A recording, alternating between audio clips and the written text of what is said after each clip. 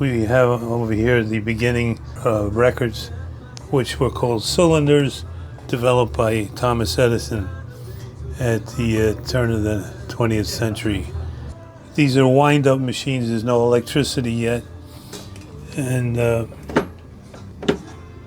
so one wind will give you about 5 plays.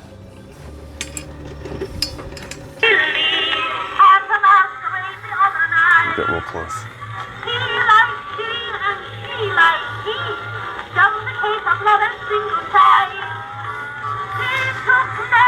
Okay, if you want it to be louder, you would hook up a bigger horn. Oh, okay, I see that. Big horn.